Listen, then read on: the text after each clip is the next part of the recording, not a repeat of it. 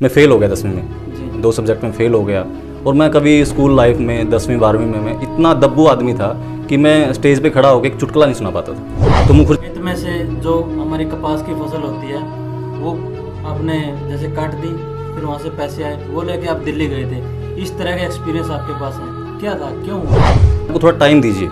जैसे अगर यूपीएससी में जाना है, कहीं भी जाना, आपकी लास्ट पीक तक रखिए कि आपको 32 ईयर तक संघर्ष करना। ये नहीं है कि आपको 6 महीने में सफलता नहीं मिली तो हाथ खड़े कर लो।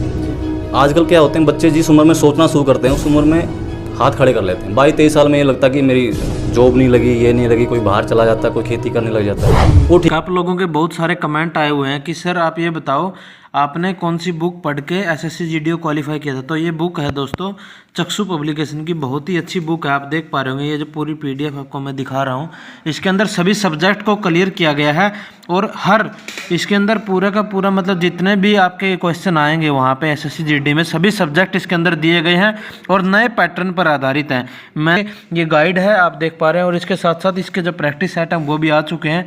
अगर आप उनको लगाना चाहते हैं तो मैं तो यही आपको बेस्ट बुक की सलाह देना चाहूँगा, क्योंकि मैंने यही पढ़ा था। मैं प्रमोशन आपको पता ही है कि बहुत कम करता हूँ, लेकिन ये अच्छी बुक है, आप ये पढ़िए और आप अपना पेपर दीजिए। ऑनलाइन ऑफलाइन दोनों तरीके से आपको मिल जाएगी, मैं इसका लिंक भी डिस्क्रिप्शन में प्रोवाइड कर दूंगा आपको। अगर दुनिया के लिए एग्जाम्पल ना बने तो इस जिंदगी को जीना क्या फ़ायदा। नमस्कार दोस्तों, मैं मुनीष पोलिस आप सभी का बहुत बहुत स्वागत करता हूँ। आरपीएफ रेलवे प्रोटेक्शन फोर्स की बहुत ही अच्छी सक्सेस स्टोरी हमारे साथ है नवीन कुमार जी। इनसे हम जानेंगे इनकी सक्सेस स्टोरी के बारे में। बहुत ज़्यादा संघर्ष किया और एक नई चीज़ लेके आए हैं, गाँव में लाइब्रेरी शुरू करना और कोचिंग सेंटर शुरू करना, ऑनलाइन भी अपनी सेवाएं दे रहे हैं, पढ़ा रहे हैं। इनसे सारी बातें जानेंगे, बहुत ही अच्छे मोटिवेशनल वक्ता भी हैं। सर आपका बहुत बहुत स्वागत हमारे चैनल पर। Thank you sir. सबसे पहले अपने बारे में बताएं। मेरा नाम जैसे कि आपने बताया नवीन कुमार है जी। मैं 2014 में आरपीएफ में भर्ती हुआ और अभी मैं उड़ीसा में कोरापुट पोस्ट पे पोस्टेड हूँ जी। तो मेरी अगर मैं अपनी पहचान बताना चाहूँ तो मैं आरपीएफ से ज़्यादा अपने आप को एक टीचर मानता हूँ। तो जो कि मैंने शुरुआत की थी 2011 में जी। 11 में एक छोटे से रूम में शुरुआत की थी और उसमें काफ़ी मतलब मजाक उड़ाया गया उस टाइम पे जी। उस टाइम पे जब बच्चे आते थे, स्टार्टिंग में कम बच्चे आते हैं, 5-6 बच्चे आए, वो बाहर जगह स्पेस कम था तो गली में उनकी चप्पल निकलती थी जी। तो चप्पल निकलती, जो साथ वाले होते हैं स्टार्टिंग में किसी का भी मजाक बनता, मेरा ही मजाक बना। जानबूझ के बाहर आके मतलब गेट को खटखटाना कि क्या चल रहा है अंदर, क्या चल रहा है भाई, क्या पूछा कर रहे हो क्या, ऐसा मजाक हुआ। लेकिन मुझे उसके बाद 2-3 साल में जो सफलता मिली, मेरे साथ प्रवीण सर थे जी। जोनी सर, उन्होंने मेरा साथ दिया। आज जोनी सर है, वो छोटा भाई है मेरा, उन्होंने साथ दिया। तो 4-5 साल बाद वही अपने बच्चों की उंगली पकड़ के जब मेरे पास आए तो मुझे लगा कि मैंने जो शुरुआत की थी अच्छी शुरुआत थी मेरी। तो मैंने शुरुआत की 2011 में। जी। आपने जब ज्वाइन कर लिया था तो ट्रेनिंग कहाँ हुई थी आपकी? मेरी ट्रेनिंग पश्चिम बंगाल चितरंजन, जी, वहाँ पे ट्रेनिंग हुई। और कोई सेंटर नहीं है इसका दिल्ली की साइड? दिल्ली की साइड सेंटर है, लेकिन जब मेरी जो भर्ती थी ना वो ऑल इंडिया लेवल पे थी 14 में। अभी जो रिसेंट हुआ है वो जोन वाइज था, लेकिन वो ऑल इंडिया बेस्ड थी। तो मुझे पता भी नहीं था एक्चुअली, हमारे गांव में कोई रेलवे से संबंधित कोई नहीं था, तो हमें पता नहीं था कौन सा जोन चूज करना। तो रैंडमली स्टेशन मास्टर के पास गया, उन्होंने मेरा जोन चूज कर लिया और मेरा चितरंजन में ट्रेनिंग हुआ फिर। जी। क्या स्ट्रेटजी होती है आरपीएफ को क्वालिफाई करने के लिए? आरपीएफ के लिए जो मैंने किया है, मैं सभी एग्ज़ाम की तैयारी करता था उस टाइम पे जी। मैं +2 के बाद दिल्ली चला गया। शायद मैं मेरे गांव का सबसे छोटा लड़का था, दिल्ली गया। मेरे साथ प्रदीप और बोबल, जिसको मनदीप बोलते हैं, दोनों थे, वो मेरे सीनियर थे। मैं नरवाना पढ़ता था, नीत गोयल जी के पास पढ़ता था। उन्होंने मेरे को गाइड किया कि आप मुखर्जी नगर चले जाइए और डिस्टेंस से अपना ग्रेजुएशन कर लीजिए। बाय मिस्टेक या लगाओ कुछ भी, मेरा लक नहीं था, मेरी ग्रेजुएशन कंप्लीट नहीं हो पाई। मैं मुखर्जी नगर चला गया और 6 महीने कोर्स था वहाँ पे, पैरामाउंट में मैंने कोचिंग ली। लेकिन परिवार के हालात थोड़े गंभीर थे तो मुझे बीच में आना पड़ा। 3 महीने के बाद मैं वापस आ गया था। तो मेरा मानना है कि आप सारी तैयारी करते रहिए जो भी आपको अच्छा लगे, लेकिन किस्मत है, मेरा मानना किस्मत। मेरे को किस्मत, क्योंकि 2011 में मैंने फॉर्म डाला और 14 में मेरा सिलेक्शन हुआ। तो मुझे पता भी नहीं था कि मेरा फॉर्म डाला नहीं डाला। मैं मोस्टली मेरा फॉर्म प्रवीण सर से भरवाता था। मैं बहुत आलसी हूँ इस मामले में। उन्होंने फॉर्म डाला तो हमारा रोल नंबर आया। तो मेरी तैयारी अच्छी थी, बच्चों को पढ़ाता था, तो मेरा क्वालिफाई हो गया। उसके बाद मैं खेलने में काफ़ी शौकीन था खेलने का। मैं वॉलीबॉल अच्छे से खेलता था, अपने खेत में ही मैं खेलता था। पूरे गाँव के मेरे खेत में खेलने आते थे और मेरे को काफ़ी, बोलते हैं ना, भड़क थी खेलने की, कीड़ा बोलते हैं देसी भाषा में, कीड़ा था खेलने का। तो मेरा शरीर फिट था, तो मैंने लगातार 15 से 20 दिन दोनों टाइम रनिंग की और मैं किस्मत ने मेरा साथ दिया। जी। आपने बताया 3 महीने आप मुखर्जी नगर रहे हैं, क्या था वहाँ, कुछ फील किया? मुखर्जी नगर एजुकेशन के मामले में उस टाइम में भी और आज भी हब है, वहाँ पे एनर्जी मिली मुझे। अगर मैंने उसके वहाँ से आने के बाद सेंटर खोला तो सारा श्रेय मैं मुखर्जी नगर, वरना मुझे बोलने में हेजिटेशन होती थी काफ़ी। 10वीं में जैसे मैं आपको पता नहीं, मैं बता रहा हूँ आपको, मैं फेल हो गया 10वीं में, 2 सब्जेक्ट में फेल हो गया। और मैं कभी स्कूल लाइफ में 10वीं 12वीं में मैं इतना दब्बू आदमी था कि मैं स्टेज पे खड़ा होकर एक चुटकुला नहीं सुना पाता था। तो मुखर्जी नगर का माहौल मैंने देखा, गांव में हम मेंढक की तरह रहते हैं, तो इस कुएं से निकल के जब मतलब संसार रूपी सागर में गए तो वहाँ बहुत कुछ सीखने को मिला। तो लगा कि यार हम कुछ कर सकते हैं, वहाँ से एनर्जी मिली काफ़ी। हमें ये बताइए, जैसे तैयारी कर रहे हैं बच्चे, आपने कहा कि सभी भी फोकस करो एग्जाम्स पे, तो कैसे तैयारी करनी पड़ेगी, कहाँ से बुक लेके आए, कौन सी बुक पढ़ें? आप बहुत गरीब फैमिली से उठे हैं। हाँ फैमिली से, काफ़ी गरीब फैमिली से उठे हैं। शुरुआत ये है कि जैसे हर कोई बताता, मैं भी यही फोकस करूँगा कि NCERT इज़ द बेस्ट। जी, आप NCERT पढ़िए स्टार्टिंग में, क्योंकि वो बच्चा जो मतलब अनटच है ना, NCERT उसको भी आकर्षित करती है, जिसको नॉलेज नहीं है पहले उसको NCERT, फिर हर विषय की स्पेशलिस्ट बुक होती है। अब आगे बढ़ते रहोगे, आपको गाइडेंस मिलती रहेगी। लेकिन मेरा मानना है कि आपको अपने से 4 या 5 साल सीनियर से अपनी दोस्ती रखनी चाहिए। जिस फील्ड में आपको जाना है ना, उस फील्ड के सीनियर से आप अपना बर्ताव अच्छा रखिए, उससे सीखते रहिए। अच्छा, खेत में से जो हमारी कपास की फसल होती है वो आपने जैसे काट दी, फिर वहाँ से पैसे आए, वो लेके आप दिल्ली गए थे, इस तरह के एक्सपीरियंस आपके पास है? क्या था, क्यों हुआ ऐसा? देखो मेरा जो जन्म है 3 लड़कियों के बाद हुआ था जी। घर वाले मुझे तेलू बोलते थे और मेरी माँ बार बार बोलती जब मैं कुछ गलत काम करता था कि तेलू या तो घर को उठा देता है या मतलब तबाह कर देता है। वो मेरे को बार बार चुभती थी चीज़ें, लेकिन मेरा बाप ऐसा था, कुछ भी बोलने से मेरे साथ खड़ा रहता था। माँ भी खड़ी रहती थी लेकिन बाप खड़ा रहता था। मैं बोला दिल्ली जाऊँगा, हालांकि हालात गरीबी के बहुत बुरे हालात थे। बाड़ी की फसल लगभग आधा किला था, उसमें 20-25 हज़ार की कपास हुई, सारी की सारी मेरे हाथ में रख दी। कुछ मैंने प्रवीण से लिए 10-12 हज़ार। मैं दिल्ली चला गया। दिल्ली गया तो वहाँ पे खर्चा बहुत होता है, ठीक। और मैं जहाँ जिस माहौल में रहता मैं थोड़ा खर्चा करने की आदत है। तो 3 महीने बाद मेरा सिस्टम हैंग हो गया और मेरा कोर्स था 6 महीने का। तो मैंने किसी रिश्तेदार से आस पड़ोस में पैसे पूछे तो उन्होंने कुछ ऐसी अजीबोगरीब कंडीशन रखी जो मैं फुलफिल नहीं कर पाया। तो उस टाइम मतलब आंखों में जो आंसू थे, मैं 2-3 घंटे नीचे उतर नहीं पाया। मैं छत पे बात कर रहा था, मुझे आज भी याद है। मैं नीचे नहीं उतरा और मैंने नीचे आते ही पहला डिसीजन मेरा यही था कि मैं वापस जाऊंगा। मेरा रूममेट प्रदीप था, उन्होंने मेरे को बोला कि यार हम साथ में एडजस्ट कर लेंगे, मेरे पास पैसे हैं, हम एडजस्ट कर लेंगे। लेकिन मैं नहीं, मेरे से नहीं हो पाएगा। तो वहाँ से मैं वापस आ गया, उसके बाद सेंटर की शुरुआत की जी।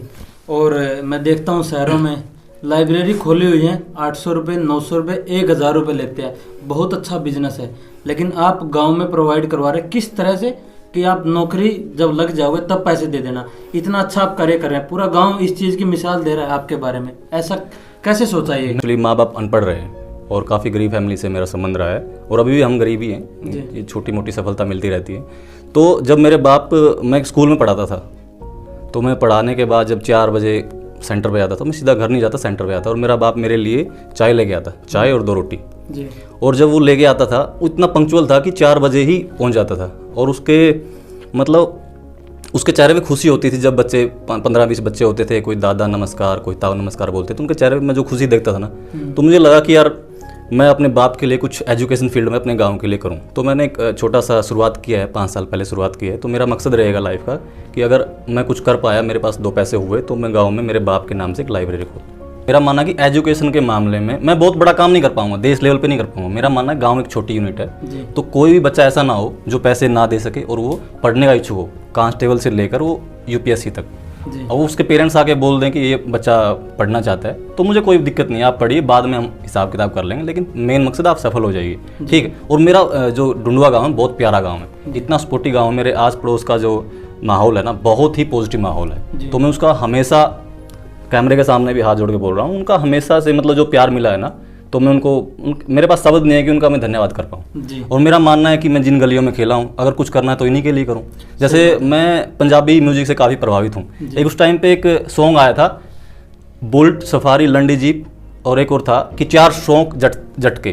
तो मैंने अपने आप से उस टाइम में 20-21 साल में एक सवाल पूछा था कि अगर तुम्हें कल बड़ा हो जाओगे, तुम भी कुछ नौकरी करोगे, तुम्हारे क्या शौक मतलब सपने रहेंगे। तो मैंने उसी दिन अपनी दीवार पे लिख दिया था कि मैं गांव में लाइब्रेरी, सेंटर, आश्रम और जिम, 4 चीज़ों की मतलब सपने देखूंगा। इनको अपने गाँव के लिए कुछ ना कुछ करना है। तो मुझे उस टाइम से लेकर आज तक 3 चीज़ों की मैंने शुरुआत की है और जिम का जगह मिलने से, पैसे होने से कभी जिम की शुरुआत करूँ, मेरा ये मकसद है गांव को लेकर। जी, काफ़ी बड़ा टारगेट है जो आप कर रहे हैं, बहुत अच्छा है। ये तो नहीं है कि सरपंच बनने की सोच रहे हो? ना नहीं, मेरा राजनीतिक में ज़्यादा इंटरेस्ट नहीं है, और मेरे को जितनी समझ है, मुझे मेरा मानना है कि मैं उस मामले में जीरो हूँ जी। मैं टीचिंग से जुड़ा आदमी हूँ और मैं अपनी मस्ती में रहना पसंद करता हूँ जी। लेकिन इस मामले में जीरो हूँ। काफ़ी अच्छा प्रयास है आपका। Thank you. तो वहीं से आपके पास बहुत सारा टीचिंग एक्सपीरियंस है, क्या गलती कर रहे हैं बच्चे आज के समय में? आजकल के समय में रिसेंटली तो जो कोविड आया है, कोविड के पास हर किसी के पास क्या हो गया, मोबाइल आ गया। जी। मोबाइल हर किसी के पास है, बड़ी अच्छी चीज़ है, डाटा भी कम मतलब कम पैसे में अच्छा डाटा मिल रहा है, लेकिन उनको ये नहीं पता कि क्या सर्च करना है। जी। और उनके पेरेंट्स इतने जागरूक नहीं हैं, कुछ अनपढ़ हैं, खेती करते हैं, तो एक जिसमें बच्चे की एनर्जी होती है, जैसे 15, 16, 17, 18 साल के बच्चे में काफ़ी एनर्जी होती है, वो एनर्जी गलत दिशा में लगती जा रही है। जी। अगर बच्चे सही ढंग से तैयारी करें, आगे एग्ज़ाम हो, तो इसमें क्या पैटर्न रहता है एग्ज़ाम का? आरपीएफ मेरे हिसाब से 120 नंबर का पेपर आता है, जी। उसमें मैथ्स रीजनिंग का काफ़ी अच्छा, जी। शायद 25 नंबर की आती है, और उसके बाद 70 नंबर का जीएस का पोर्शन रहता है। जी। तो आसानी से इन चीज़ों को क्या एग्जाम में पूछा जा रहा है, आप पिछले एक ईयर के कुछ क्वेश्चन पेपर देख सकते हैं, उनसे आपको आइडिया आ जाता है, कोई इशू नहीं है। जोन कैसे चूज करें? जोन चूज करने के लिए जो हमारे टाइम में था, ऑल इंडिया भर्ती हुई थी, उसमें क्या था कि आपके पास ज़्यादा ऑप्शन नहीं रहता।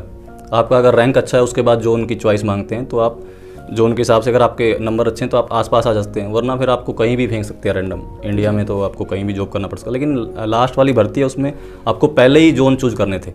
4-5 जोन अलग अलग डिवाइड कर रखा था उनको 4-5 हिस्सों में, तो उस हिसाब से जोन होता है। वैसे तो लड़कियों के लिए सारी फोर्स अच्छी हैं, आरपीएफ के बारे में ऐसा क्या, लड़कियों के बारे में कैसी है? देखिए, लड़कियों के बारे में RPF I think best force है जी। उसमें क्या है, आपको स्टेशन पे रहना है, पब्लिक के बीच में रहना है, और उसमें कई ड्यूटी रहती है, जैसे टीए ड्यूटी आप कर सकते हैं, और ट्रेन में आप ड्यूटी कर सकते हैं, तो आपके साथ में आपका स्टाफ रहेगा।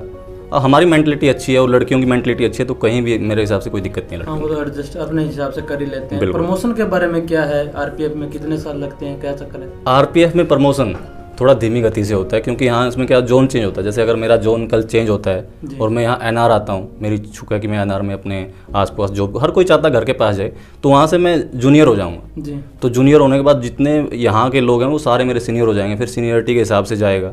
लेकिन इसमें एक तरीका है, आप रूल 72 या 70 के हिसाब से आप हेड कांस्टेबल एएसआई बन सकते हैं एग्जाम देके, वो तरीका अच्छा रहता है एग्जाम देने। जी। अंतिम क्वेश्चन आपसे हमारा ये रहेगा, थोड़ा फैमिली के बारे में बताएं। फैमिली के बारे में मेरे पापा एक्सपायर हो गए हैं जी। एक मम्मी है, एक छोटा भाई है जोनी, वाइफ है, बड़ी प्यारी वाइफ है रेखा, छोटा लड़का है 3 साल का वीरेंद्र कुमार।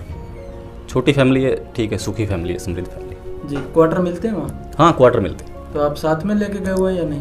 साथ में मेरा टारगेट रहता है कि मैं फैमिली को एक साल में 4-5 महीने का टाइम दूँ। छुट्टी कम होने के कारण मैं एक बार ले जाता हूँ, साल में 2-3 महीने के लिए ले जाता हूँ। जी। बहुत ही अच्छा लगा आपसे मिलकर, बहुत ही अच्छा मोटिवेट किया अपने बच्चों को। अंत में आप क्या मैसेज देना चाहेंगे जो बच्चे आपको देख रहे हैं और आप आरपीएफ में जाने की सोच रहे हैं? आरपीएफ छोड़िए, मतलब किसी भी फील्ड में अगर आपको जाना है ना, तो आपका बेस मजबूत होना चाहिए। मेरा मानना है कि हमें पता होना चाहिए लाइफ में करना क्या है। जी। जैसे हमारे संविधान में एक प्रस्तावना होती है, आप जैसे जानते हैं, जी। तो एक हर आदमी की एक अपनी प्रस्तावना होनी चाहिए कि मुझे कितना पढ़ना है, क्या करना है, नशे पते से कितना दूर रहना है।